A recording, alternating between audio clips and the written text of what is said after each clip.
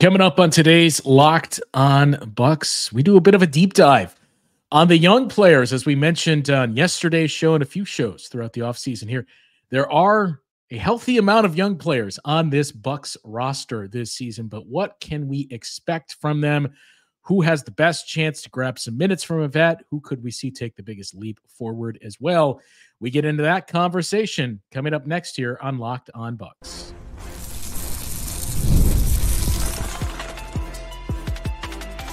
You are Locked On Bucks, your daily Milwaukee Bucks podcast, part of the Locked On Podcast Network, your team every day. Welcome into Locked On Bucks. I am Justin Garcia, joined as always by Camille Davis. We thank you for making Locked On Bucks your first listen each and every day, free and available wherever you get your podcasts. You can find us on YouTube as well, all part of the Locked On Podcast Network, your team every day. Today's episode of Locked On Bucks is brought to you by Game Time. Download the Game Time app, create an account, and use the code LOCKEDONNBA for $20 off your first purchase. Camille, yesterday, I think we kind of touched on some pieces of this when we focused on the bench and whether or not that bench is going to be improved, and arguably one of the better bench units in the league this season. It seems like it sparked a healthy amount of conversation in the comments and from our everydayers. So we're continuing to address some of those comments that we've seen. One particular comment that seems to be frequent, not only from that episode, but through the offseason as well, we're going to get to at the end of the show in realistic expectations that you can place upon AJ Johnson and Tyler Smith. But when we kind of went through the makeup of the roster, and here's how we see it, of the depth chart of sorts, we wondered about young players taking minutes, specifically from players like Pat Connaughton. So I think that's the place to start here for this discussion. Is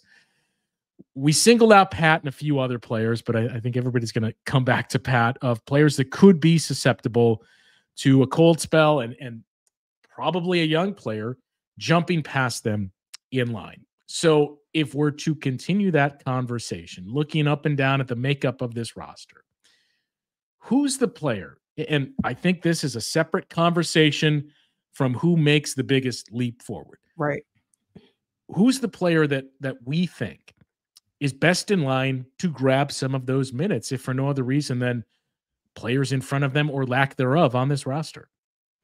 You know, it's an interesting exercise to try to think out who those guys might be. And the first thing that I went back to was thinking of some of the things that John Horst mentioned in his offseason interview with The Athletic, when he was just kind of explaining the roster and some of the reasons behind the decisions that they made and just how they view the roster. Like, it was very clear how John Horst was viewing this roster. And we know that he builds this roster in conjunction with Doc Rivers. And, he mentioned, we have the 6 returning vets. We have our 3 vet free agents. We have our 3 returning young vets in MarJon, AJ, and Andre, that he said, I think they're ready to contribute now. And then he mentioned they have 3 19, 20-year-olds with AJ Johnson, Chris Livingston, and Tyler Smith. And I found it interesting that those 6 young guys on the roster, MarJon, AJ Green, Andre Jackson, AJ Johnson, Tyler Smith, Chris Livingston, were in 2 different categories, right? So I think when you're looking at who some of those guys are that can be minute vultures, you're looking at the returning young vets first and foremost, I would think, MarJon, AJ, and Andre. But I think Chris Livingston is a really interesting one, just because although he's been grouped in that second category with AJ Johnson, with Tyler Smith, he was also singled out as somebody like, hey, but this summer we've seen the improvement of his game. We have big expectations for him. We think he can contribute this upcoming season. So when you're thinking about a minutes vulture, like, Chris Livingston makes some sense given the fact that he barely averaged many minutes last year, only averaging about 4 a game. If he ups that to 10 a game this upcoming season, that's coming from somewhere. So I think he's somebody, but really, AJ Green is the guy I keep going back to as like my number one option here. Because again, no summer league for AJ Green. He is somebody who we saw in the rotation a bit last year, along with Andre Jackson Jr. And I do think with the skill set that he has of being able to really shoot that basketball, the defense is all right. He's somebody who can be in line for an increase in minutes. Ajax is another good one, but I know he is coming back from the injury suffered from Summer League. They said he should be ready for training camp. So there's no reason at this point to assume otherwise, but I keep going back to AJ Green. I'm glad you went there because as you were starting to frame your point and who it was that you were selecting, I thought, oh no, she's standing in my corner here because I am definitely going with Chris Livingston. So to Ajax, it's interesting in that he and AJ Green basically played the same amount of games last year. 7 from Ajax, 56 from AJ Green. There's going to be a lot of yeah buts with him and the whole Doc Rivers conversation, which into play of, well, Doc Rivers didn't play him enough. If we look at the games played, and I know I do think Adrian Griffin had more trust in Ajax. Trust might not even be the best word. It was just the way that we had heard the style of defense that Adrian Griffin wanted to bring here to the Bucks. Fit better.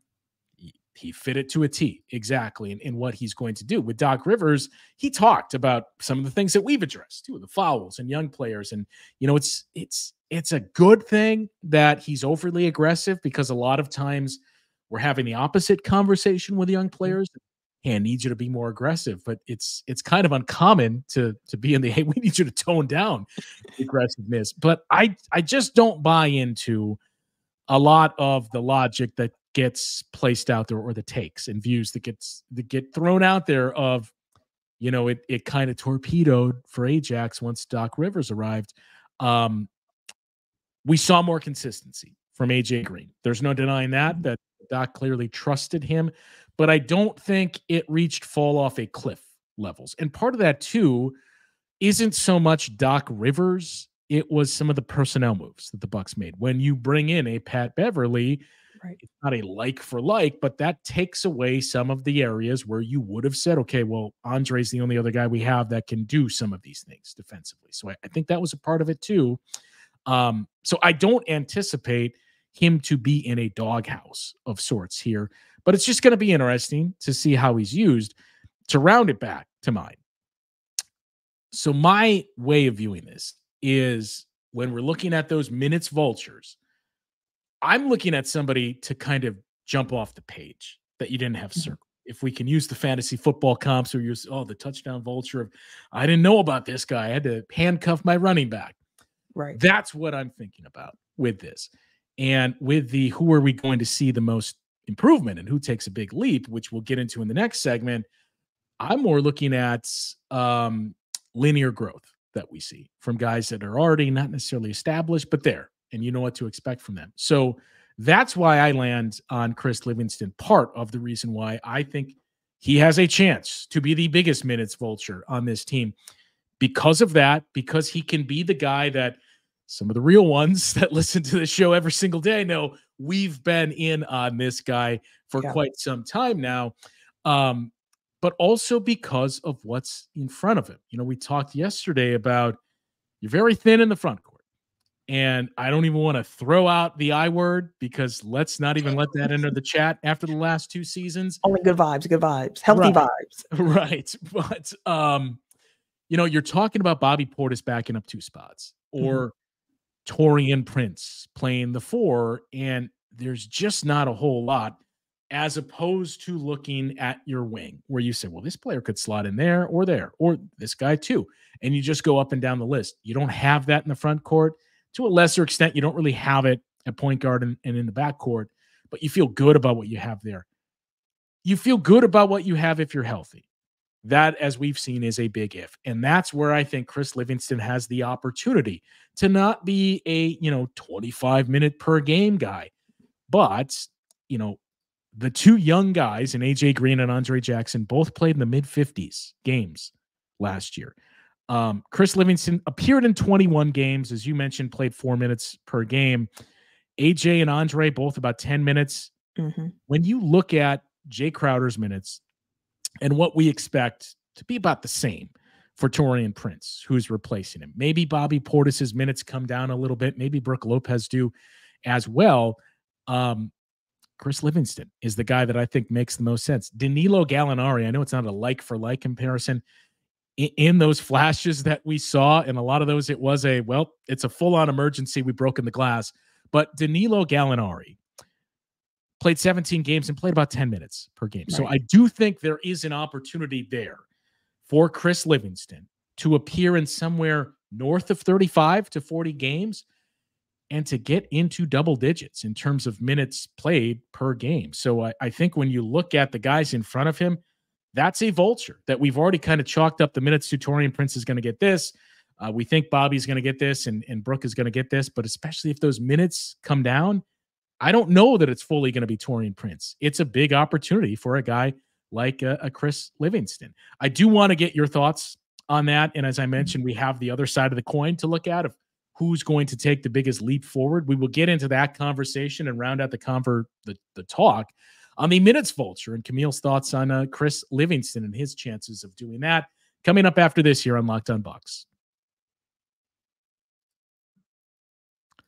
Time to talk to you about our friends over at Game Time. You've heard Camille and I mention our experience using Game Time. It is the best ticket app for you to use, especially when you're checking off some of those road trips. Maybe it's a baseball summer road trip you're just wrapping up now that we're fully into fall. Maybe you're starting a new one to find some college football stadiums, or just about a month from now, maybe you're going on some NBA road trips. That's where Game Time comes in as the ultimate app for you to check those arenas off of your list. And here's the reasons why. You can see a panoramic view from your seats, especially helpful if this is a venue you've never been to before. Even if you've been there, you want to know, what part of the arena is this? What does my view look like? You can see that panoramic view within the app before you buy your tickets. It also comes with the lowest price guarantee, where Game Time will credit you 110% of the difference if you find those seats cheaper elsewhere. And best of all, your purchase is covered with the most flexible customer service policy in the ticketing industry. So take the guesswork out of buying tickets with Game Time. Download the Game Time app, create an account, and use the code LOCKEDONNBA for $20 off your first purchase. Terms apply.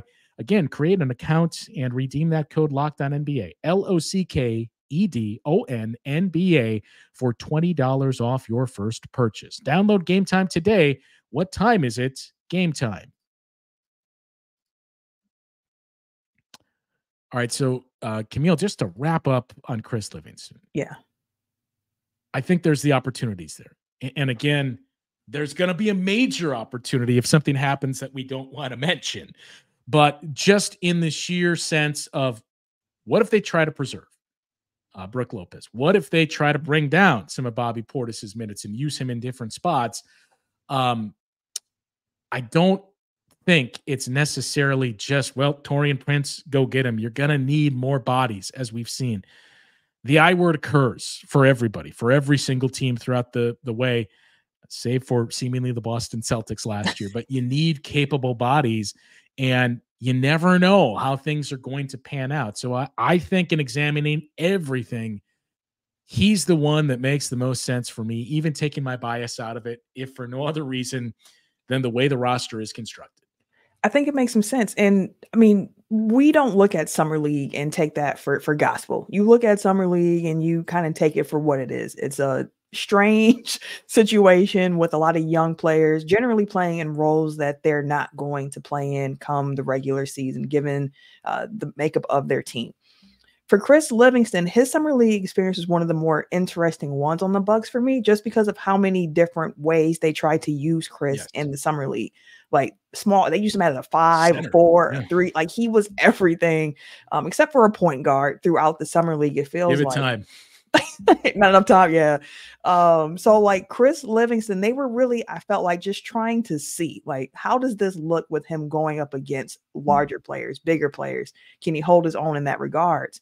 And what I took away from his Summer League performance is, you probably don't want him to be a big, quote unquote, too much, but he has shown that he can do all of the dirty work and the little things that a player that would be on the court with a Giannis or with Chris or with Dame would need to be doing, which is bringing the energy defensively, rebounding, just making the right plays, shooting when he's open, not hesitating, letting it fly. And if he can do those things in the regular season and do it at an impactful level, yeah, I could definitely see him playing 10-ish minutes a game for this Bucks team. And again, he played 4 minutes last year, pretty much. So for him to bump up to 10 minutes, yeah, he's going to steal some minutes from somewhere. I mean, that's the caveat. Like, we're talking about 10 minutes ish. I mean, 15 is the max I think I could see. And even that, it's a tough sell for me to get to.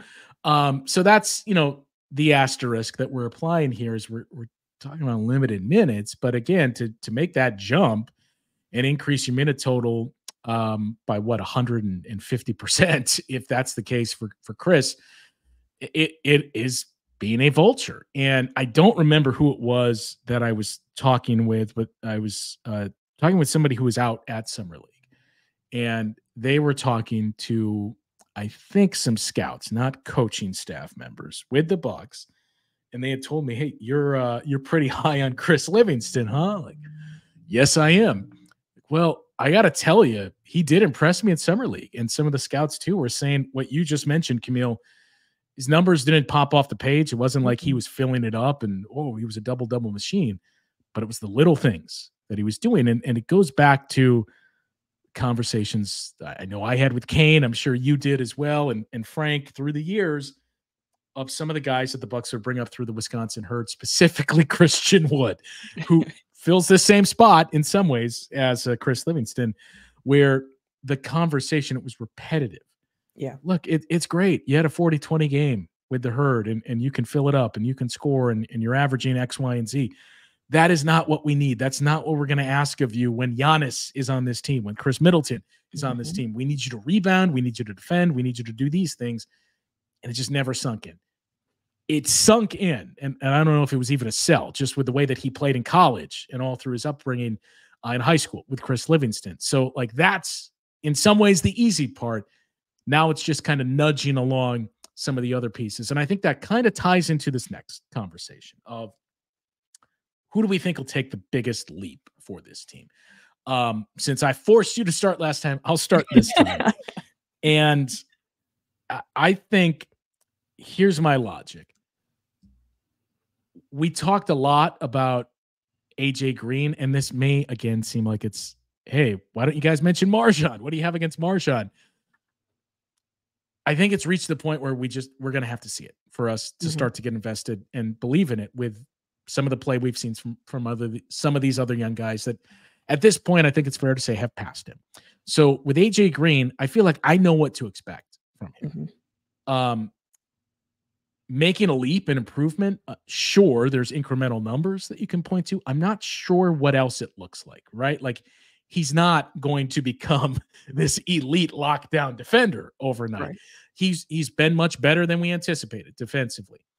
But for me, for that reason alone, I think it's Andre Jackson Jr. because I know what the path forward for Andre Jackson Jr. is. We've talked about this. Limit the fouls. And as you pointed out, look, maybe we're just clinging to hope here, but if for no other reason than he's no longer a rookie, the foul calls are probably going to start to come down a little bit. So clean up the fouls. He was a negative offensive player. I don't even need you to be great. Just be adequate offensively. Figure out ways, and this is more so not just on him, but Doc Rivers and the coaching staff as well. What are the situations that it makes sense to use him in, and is he making the most of that? If he does that, I think you see a clear step forward offensively. I don't think we need to see it, save for the fouls on the defensive side. And for that reason, to me, he's the guy that makes the most sense at the end of the year to say, we saw a pretty big step forward from Andre Jackson Jr. Now, before I pivot to you for yours, I'll add this. It's a lot of hope, right? I'm not backing it up with numbers and saying, well, I saw this in the second half of the season or he did this. It's more of, okay, I can see the path. Yeah. But now I hope we see those things that get us to that path. Which makes a lot of sense. And Ajax would be mine too, of like the guy who could take the biggest leap. And part of what you mentioned, you can see the pathway there, but what I think about with Ajax a lot is when we were seeing him on the court last year as a rookie for the first time.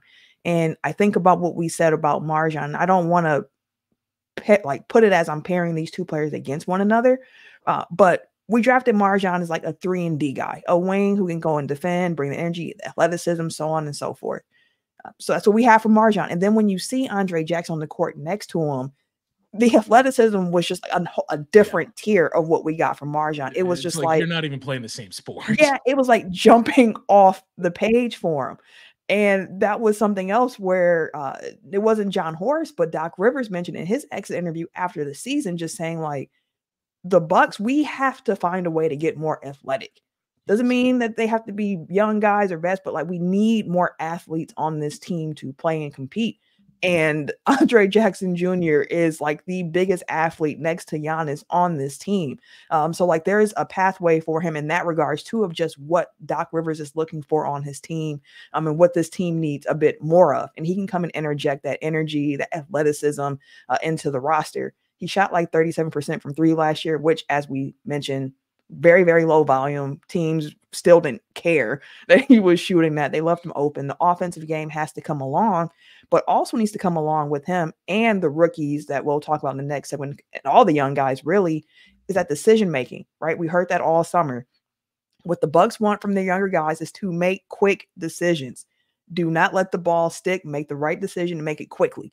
Shoot, pass, whatever it's going to be, do it quickly. And that's a part where we saw MarJon struggling a bit in the summer league, where he just didn't look decisive a lot of the time. And that's for Andre Jackson Jr. He's going to have to make sure he's able to do that as well.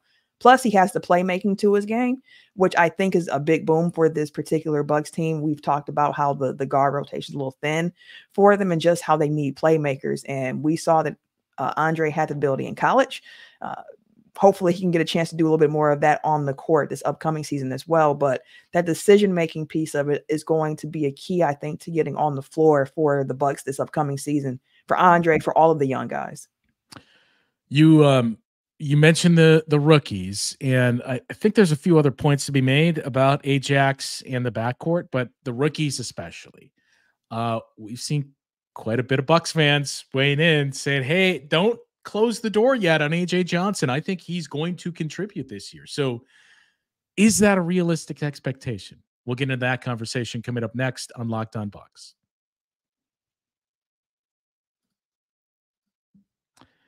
Time to talk to you about our friends over at FanDuel. As you know, the NFL season has already started, but you can start the season with a big return on FanDuel, America's #1 sportsbook. So when you get a hunch in the middle of the game, you can check out the latest stats, view live play-by-play, and so much more on the same page where you place your bets. You'll get started with $200 in bonus bets guaranteed when you place your first $5 bet. Head over to FanDuel.com to get started. And we thank you for making Locked On Bucks your first listen of the day. For that second listen, we invite you to check out the Locked On NBA podcast.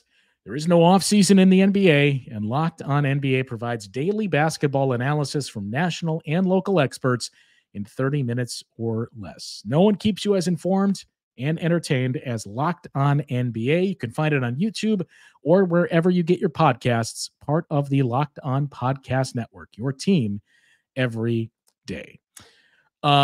Yeah, I mean, just the last point I would make on Andre is what you mentioned there, Camille, the playmaking. I think that is ultimately going to determine a lot for Andre Jackson Jr. because even last year, looking at the breakdown of guys that you had running the point for the Bucks, we joked Chris Middleton in many ways was your backup point guard, especially those units where he was running with the bench. Campaign, for all the flaws defensively, the fact that it was not the world's prettiest shot, and yet it still seemed to manage to go in at a decent clip of time, he really did a good job of running the offense and organizing things. It's not Pat Beverly's strong suit at this point. I'll be honest, I don't know enough about DeLon Wright on the offensive side to know if that is. So that's going to be one of those things I'm very curious to see throughout preseason, training camp, and early in the season as well. But that means if it's not, that's a big opportunity for Andre Jackson Jr., especially one of the things we talked about in that playoff series. Granted, part of it was injuries, but even before that series, when you were leaning on Pat Connaughton as your backup point guard and just saying, man, this team just desperately needs somebody that can handle the ball. Enter Andre Jackson Jr. there as well for another opportunity. When we talk about growing the offense, I think that's another piece that you don't necessarily get tied up in scoring totals or what did he shoot from the floor. You do need to see improvement there. But if he's that organizer that's getting guys set up and running the offense and he can handle the press, that to me is improvement as well. He needs to just find a way to be a positive offensively. And there's quite a few ways. Or at least neutral. Yeah, at the very least, neutral for sure. And the playmaking can definitely be a vehicle for him to do that, which brings me actually also to AJ Johnson, who is another guard on the roster. And we mentioned what are the realistic expectations for the rookies on this team. And as you mentioned, I've seen in the comments too, with some people just saying, like, I hope that we see our rookies get 15 minutes a game, 20 minutes a game. And I was like, I don't want to sound like a dream killer or anything like that, but asking to see these rookies get that amount of time is probably going to be rare. I just quickly went back to look, like, since 2013, since we drafted Giannis, how many Bucks rookies have played at least 20 minutes per game? And it's only 4 of them. Jabari Parker, of course, he was a first-round draft pick, number 2 overall, but he got injured pretty early on in that season. Malcolm Brogdon. You had Malcolm Brogdon, Rookie of the Year. And then you had Giannis and Nate Walters, and that was in large part because those teams were just really injured. So they had a vehicle to play a lot of minutes early on. And again, we're hoping that's not the case for AJ Johnson and Tyler Smith as a vehicle to get minutes where it's just injuries and they are forced to play.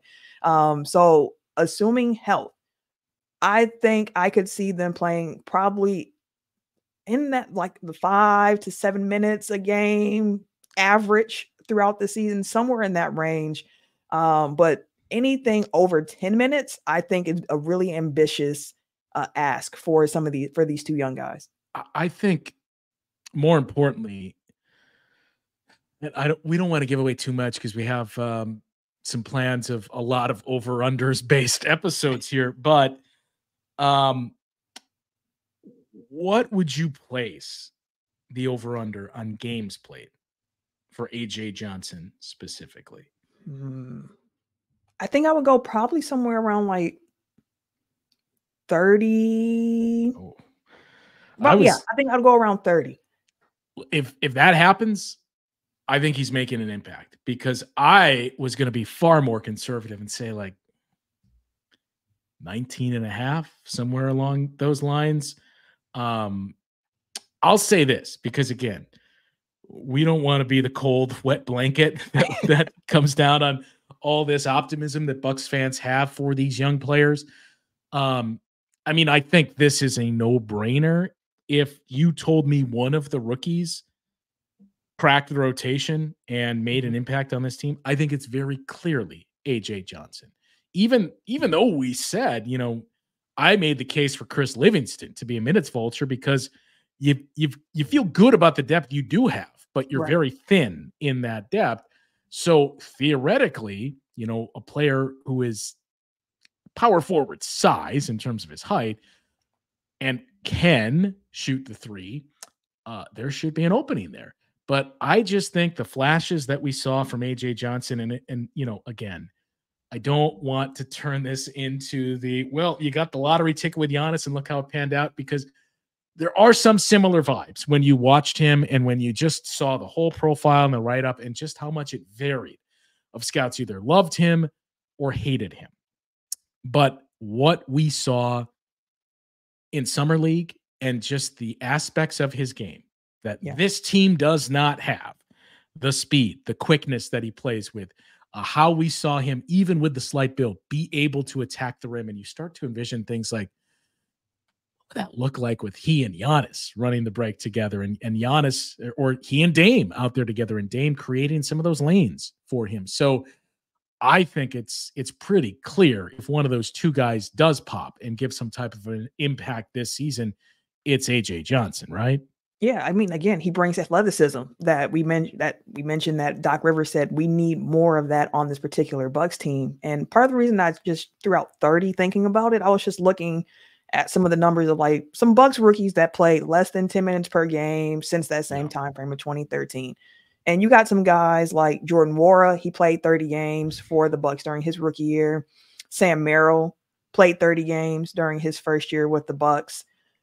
You have somebody like AJ Green, who was an undrafted two-way guy for the Bucks, and he played 35 games in his first year. But Chris Livingston played 21 games. 21, right? You know, right. like you would never think that as somebody that even watched the team every single game. If I told you Chris Livingston played in 21 games last year, you'd say no way.